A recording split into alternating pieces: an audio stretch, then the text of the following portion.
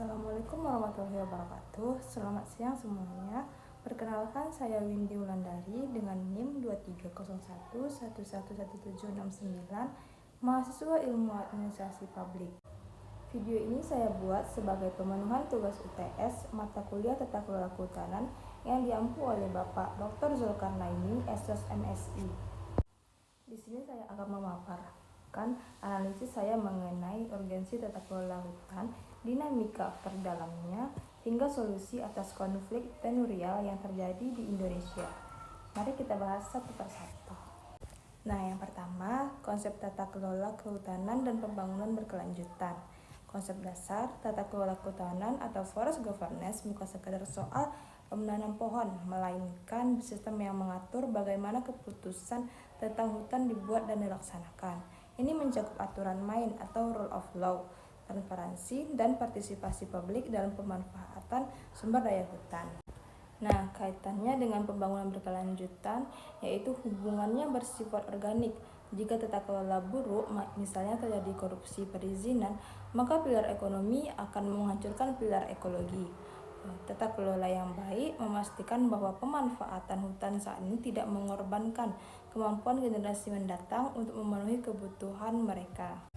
Nah, contoh implementasi di Indonesia yaitu salah satu contoh nyatanya adalah implementasi SVLK atau Sistem Verifikasi Legalitas Kelestarian.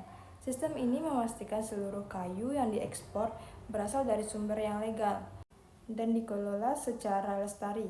Selain itu, kebijakan moratorium hutan untuk menjaga hutan alam primer dan lahan gambut merupakan upaya konkret yang menyelaraskan tata kelola dengan target penurunan emisi karbon.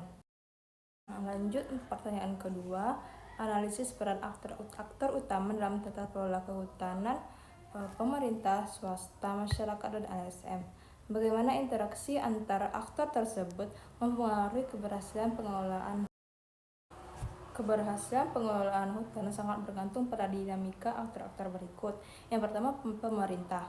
Pemerintah bertindak sebagai regulator dan pemilik otoritas hukum. Perannya vital dalam menetapkan kebijakan seperti skema perhutanan sosial. Yang kedua, swasta atau korporasi memegang konsepsi HPH atau HTI. Mereka memiliki sumber daya finansial besar, namun seringkali berbenturan dengan isu kepatuhan lingkungan. Yang ketiga, masyarakat adat atau lokal. Penjaga garda terdepan, mereka memiliki kearifan lokal dalam menjaga hutan, namun seringkali memiliki posisi tawar hukum yang lemah. Nah, yang terakhir, LSM berperan sebagai watchdog atau penyeimbang yang melakukan advokasi kebijakan dan pemberdayaan masyarakat. Lanjut, interaksi dan dampaknya. Keberhasilan tercapai jika terjadi kolaborasi inklusif. Jika interaksi bersifat eksklusif, misalnya hanya pemerintah dan swasta, maka akan muncul konflik agraria. Sebaliknya, interaksi yang melibatkan masyarakat melalui skema perhutanan sosial terbukti mampu meningkatkan kesejahteraan ekonomi sekaligus menjaga tutupan hutan karena masyarakat merasa memiliki hak atas lahan tersebut. Pertanyaan yang terakhir yaitu analisis konflik tenurial dalam sektor kehutanan. Jelaskan penyebab dan dampak serta strategi penyelesaiannya menggunakan pendekatan kebijakan publik. Nah, penyebab konflik tenurial biasanya berakal dari klaim tumpang tindih atas lahan. Hal ini sering disebabkan oleh dualisme hukum antara hukum adat, klaim historis masyarakat, dan hukum formal izin usaha dari pemerintah, serta berbasis data pemetaan yang tidak sinkron sebelum adanya kebijakan satu peta.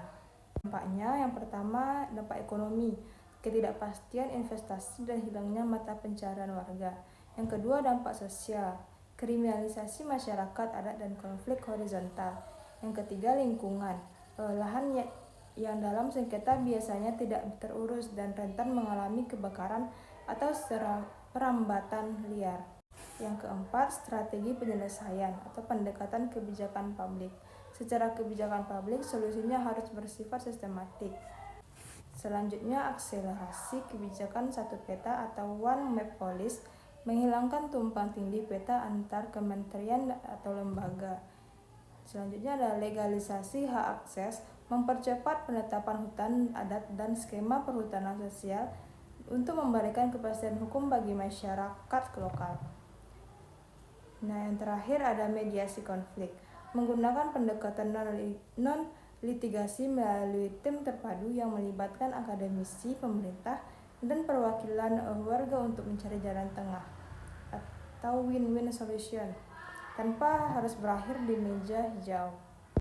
Nah, mungkin itu sedikit analisis dari saya mengenai tata kelola kehutanan ini. Semoga penjelasan ini memberikan gambaran yang jelas betapa pentingnya koordinasi antara aktor dan kebijakan yang inklusif dalam menjaga paru-paru dunia. Terima kasih atas perhatiannya. Saya Windy Wulandari, pamit undur diri. Selamat siang. Assalamualaikum warahmatullahi wabarakatuh.